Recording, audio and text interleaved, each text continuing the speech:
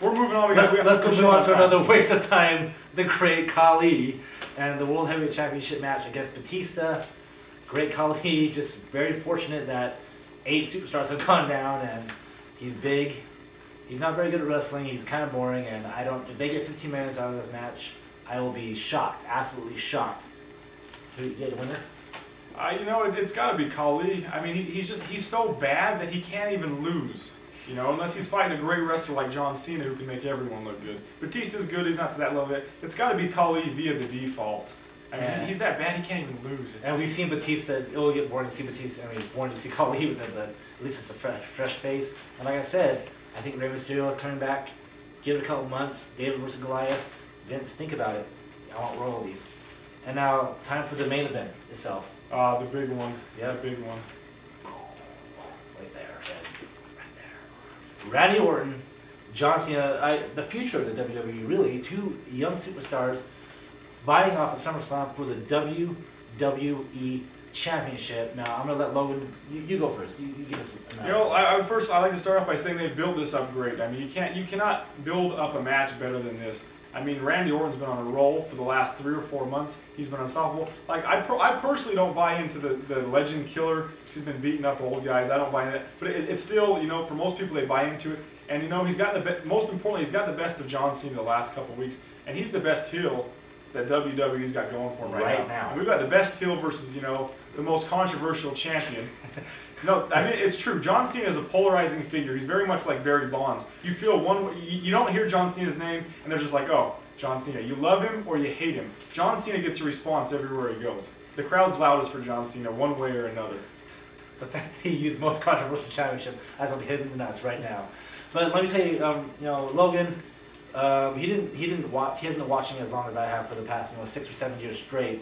I got to see Randy Orton get built up, you know, as a great IC champion in Evolution, and you know, when he won his first WWE Championship as the youngest World Heavyweight Championship, he now has that distinction at SummerSlam because he beat that time. Kristen Walk, great dad. And so you know, Randy Orton, he got that. His first title reign was really tainted because he won it a month later. I don't know what they were thinking there.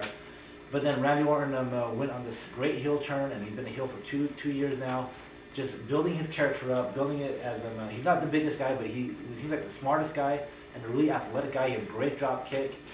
And I'm going to be honest with you.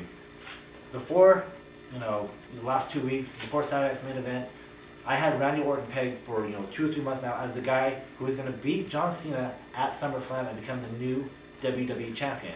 However, after seeing what happened at Saturday night's main event, an RKO into a chair on John Cena, and then 2 RKOs on Monday Night Raw, Randy Orton has too much steam going into SummerSlam, and I think John Cena is going to be, you know, the underdog and come back and win it.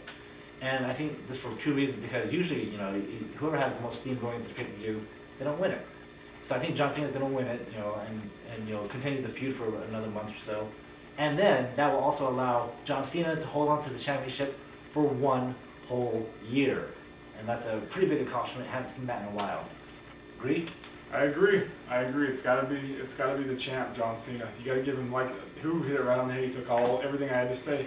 He came in with, you know, it's gonna be impossible, I think, for John Cena to get beat down for 2 straight weeks and then go in and lose the title. I mean, he's the best. He's the best they've got going right now. And plus, you still can give him John Cena beating Snitsky and Big Daddy V, and then give it to Randy Orton, and then we'll probably see Triple H Randy Orton, but that's the future. We're just focusing on SummerSlam. Take a deep breath, Logan.